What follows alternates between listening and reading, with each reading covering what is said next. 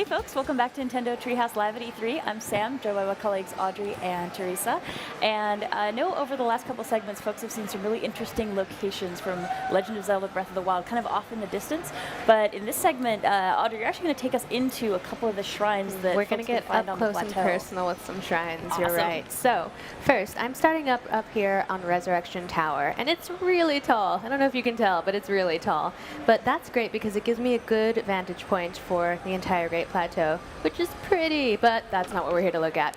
We're here to get some shrines. So while I'm up here, I'm going to actually pull out my Sheikah slate and my scope and try and place some pins so I know exactly where I'm going to go. This is going to be super handy because this is just the starting area, but it's huge. And I tend to wander. I'm a known wanderer, so I need these pins to kind of help get me back on track whenever I go after some bokoblins that I probably shouldn't have. I wonder if we could pop into the map for a second and just show folks exactly what the distance is between these two shrines. Yeah, so those two shrines, I'm up here, so I made them look pretty close together, but they're actually pretty far apart. So those pins are going to come in handy. There's my first shrine, and I'm not supposed to have this yet, but Whee! I do. So I'm going to jump using my handy paraglider. And I'm going to soar to the ground and head off to my first shrine. It's so satisfying to use so the paraglider. Satisfying. I'm going to try and not run out of stamina. That would be kind of bad. Let's do this, Link. We're ready. Come on. I can make it. Almost. Okay, that's pretty close, though. Nice. That's pretty good. Now, we're going to go and see what this shrine is all about. So I wonder, can we chat a little bit more about what the significance of the shrines is as far as why folks would want to hunt these out? That's right. So I don't want to give too much away, but basically, if you beat the challenges in the first 4 shrines, you'll get something, which we'll see when we get in at the end of this shrine, and you can exchange that for the paraglider, which I already have because I just wanted to play around with it, but highly worthwhile. Normally you're going to have to actually go through the trials to get it. And in the game at large, again, I'm not going to spoil anything for anyone, but it plays a larger part in the other game, in the full game. Now we're finally entering the shrine. I used my Sheikah slate. It verified that I am the hero, so I'm going to be able to get inside here. And worth mentioning, too, you just mentioned 4 shrines that have a special significance, but there are actually over 100 shrines in this world. There are loads of them to find and loads more goodies to uncover, so many shrines, and dungeons, and there's just a lot to do in this game. We're just going to take a look at the first couple here, but there's a lot. It's interesting, actually, thinking about how people might approach playing this game when they first head out in the plateau, depending on which direction they head, what they end up doing. These might not be the first 2 that folks run into when they're playing the game, but these are definitely 2 that give you a really nice introduction to what the shrines are all about. It's just like you said, we're calling them the first 2 shrines. That's because they're the first 2 you probably should go to, but this game is really all about freedom and exploration. You can do anything pretty much in any order that you want, but actually, can we take a look kind of like up and around, because it's such a cool this is a really cool looking place. It is really pretty. All kinds of shiny lights. Actually, the entry to our booth looks just like this. Oh, and it's the so booth cool is gorgeous. to see it recreated. It's really cool what they did with the constellation motif. Looks like some metal slabs on the floor that I can't do anything with just yet, but anybody who's been playing Zelda knows if you see something that looks like you should be able to interact with it yet, but you can't, you wait. You just wait. Now, what I just did is I found this little platform here, and I put my Sheikah slate in it, and that's going to actually update my Sheikah slate with a brand new rune ability. Rune abilities allow Link to do all kinds of different cool things, not just in shrines, not just in dungeons, but all around the world. You can solve puzzles, you can find treasure chests, you can do all kinds of things. This one here we just got is the Magnesis rune, and just like it probably sounds, it's going to let us actually have a magnet-like ability. We're going to be able to pick up and interact with metal objects. So we're going to have some fun with this. I gotta say, after seeing this, updating my devices feels kind of lackluster, honestly. Agreeing to a terms of service agreement just doesn't have the same flair as that. Why don't you let me do stuff? It's like the Sheikah slate allowed you to entry into here. Now you got all these special powers on it too. It's like the multi-passes of multi-passes. Yeah, I want to be able to put my phone down and just have this magic Sheikah update process happen. As you can see here, I've activated the ability using L, and I can kind of see the things that highlight as yellow. Those are things that I can interact with. So those big metal slates that I couldn't do anything with, boom, now I'm just throwing them around like they're nothing. The power. Link is drunk with power. Or maybe that's just me. So I got those out of the way. Now, boom, I can actually enter the shrine and see what's going on. Yes. Let's see what kind of mayhem we can do with this. And this is just, again, we've already looked around, but this is a really cool looking shrine. It's just really, really particular. Oh, and see, I can't get past this big wall of stones, but luckily one of them is made of metal, so it stands no chance against me and my Magnesis rune. So, can you talk a bit more about how it is that you're controlling this power?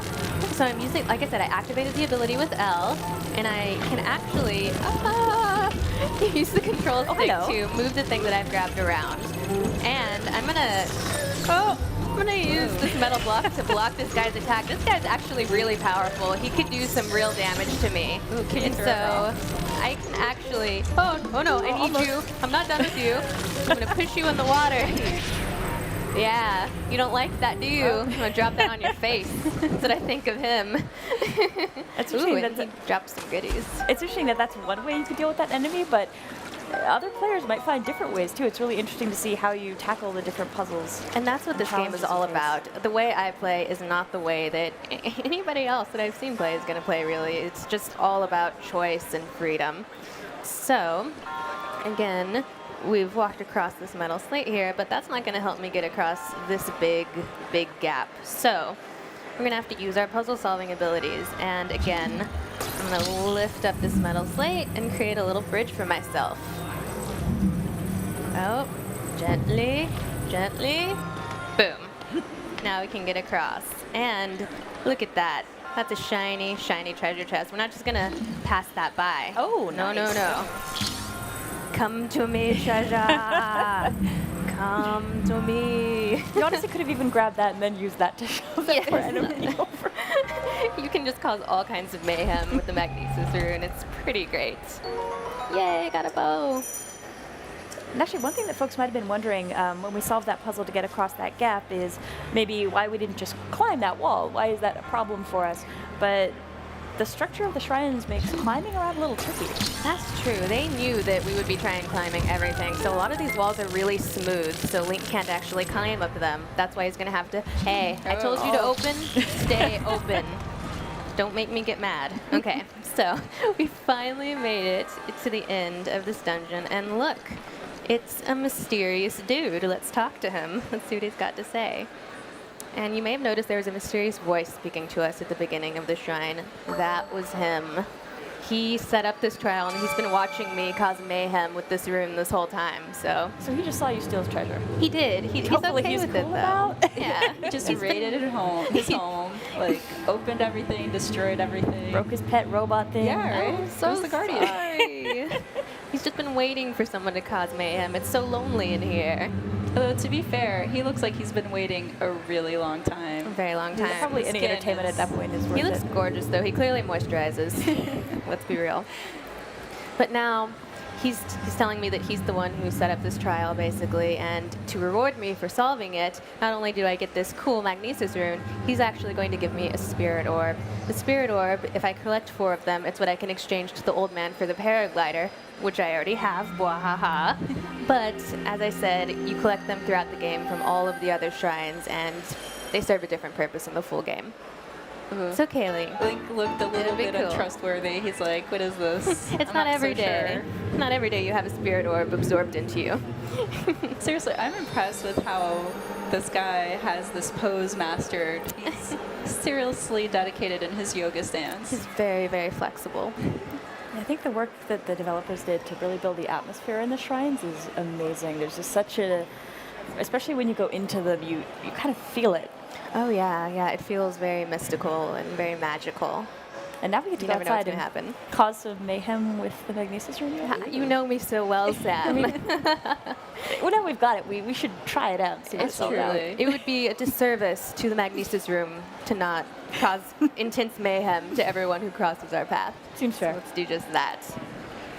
All right, so now I've exited the shrine, but I'm a new Link. I've got new abilities. So these boxes actually look really similar to a segment that Chico just did, and before she couldn't open it, but Audrey is actually has the skill now to check out what's inside. Yeah, and I can see all these different things that I can interact with in the world. As we've mentioned earlier, these abilities are not just for shrines, they're for the whole game. Shrines, dungeons, the world at large. Treasure. They are for treasure. So I fished out one treasure chest. I'm just going treasure fishing, you know, doing what I do.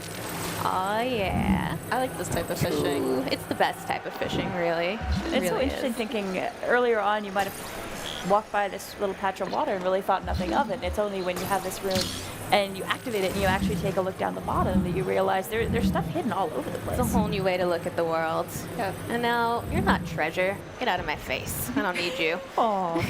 That was cruel. I'm sorry. And it's actually interesting. It looks really decorative, like it was maybe a piece of architecture at one point. It's pretty.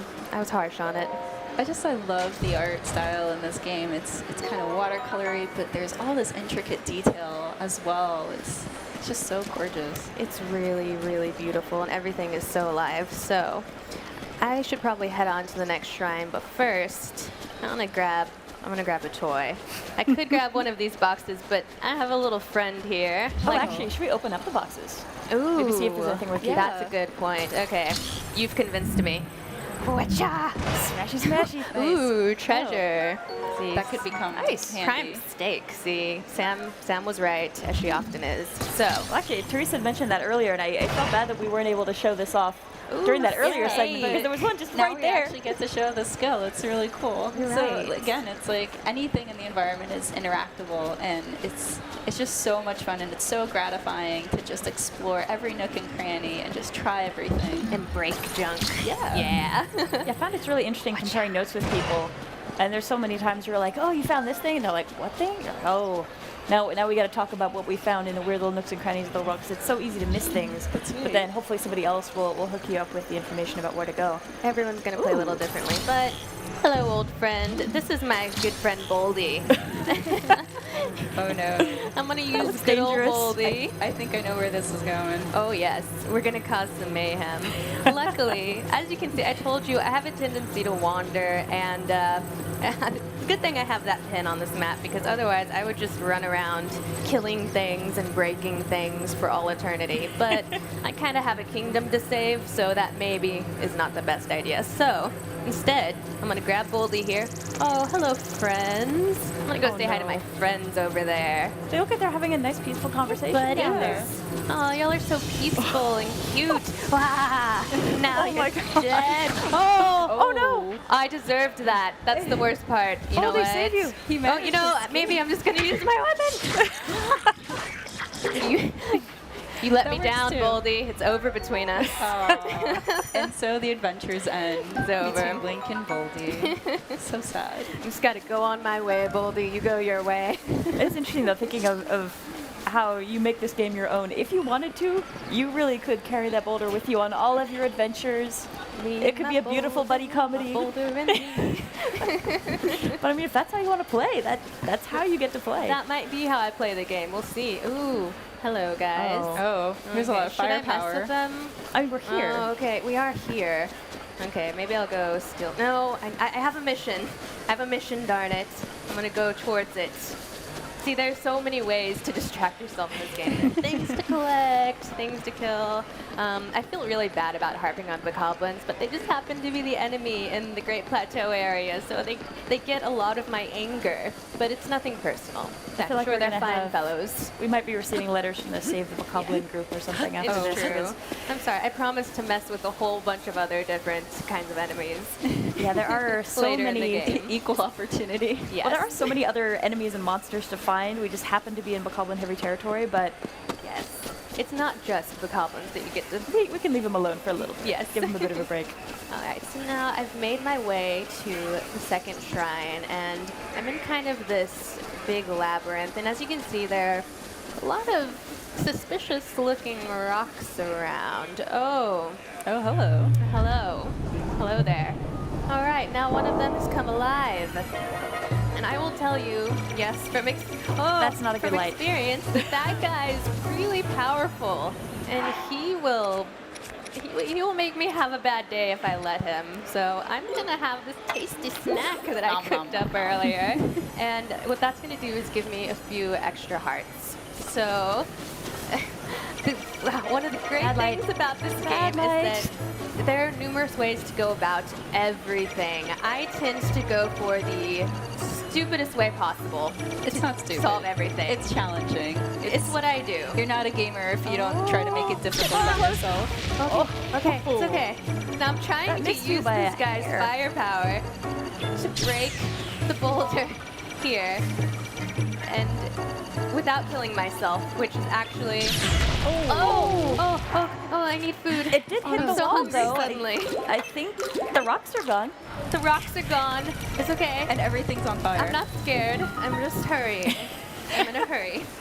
So, the, shall we say, well, the smarter way to do that would have been to sneak around and climb up that wall. That would have been a bit safer, but hey, gotta live life on the edge, right? So let's get safely into the shrine, away from that very angry guardian. A fun thing to note is that there are other guardians like him around who will wake up and give you trouble. You actually can defeat them. The thing about this game is, to some extent, you can set your own difficulty level. So you could actually try and defeat that guy, and maybe you'll be able to, but it's probably a better idea to go get more hearts, get better equipment. But it's really your choice if you want to try and tackle the more difficult enemies or wait until you're better prepared. So it's kind of up to you. Yeah, I kind of made the mistake when I first started playing of just feeling so like carried by the spirit of adventure that I had my stick and I ran off into the distance, and I ran into those when I was not at all prepared. It didn't go well. I think we all did that. I learned a lesson, though. It's a mistake. A very valuable life lesson. Learn from our mistake, people. Okay, we hear another mysterious voice. Dude, we know we're gonna do the thing and get the thing. Don't worry about it. Because Link wants the thing. He wants it. He does. So, here's another really cool shrine. And this one is gonna give us the bomb rune. As you might imagine, it lets us blow stuff up. It's gonna be pretty cool. I like it. As you've noticed with these first two shrines, they give you they're kind of shorter. They give you a primer on these runes, just give you the basic idea of different ways you can use them to interact with the world.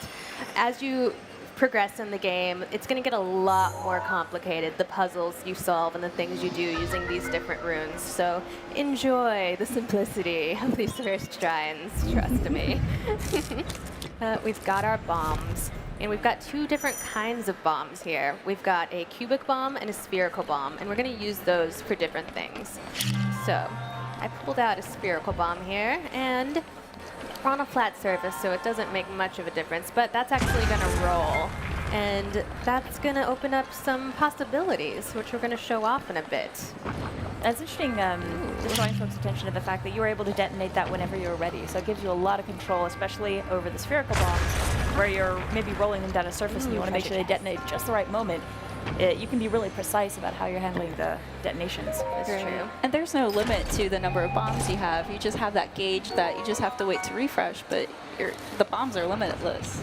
Gives you a lot of chance to experiment. Exactly. That's very true. And I just got a treasure chest using my handy bomb. Yes, it's so satisfying placing them. Just make sure that you're at a good distance when you detonate it, because you know, fun fact, Link can explode. You probably don't want that. Yeah, probably not. So. Especially after that encounter with the Guardian. That's very similar to the BMOs of past games. So might be a little low on food now. Now we're on a moving platform here, and I don't think my spherical bomb's gonna do so well here. So I actually changed to a cubic bomb, and I'm gonna just get out of the way here, probably because I want that to blow up that wall, and I don't want to be anywhere near it when that happens. Boom. See, now, you know, I better eat some food.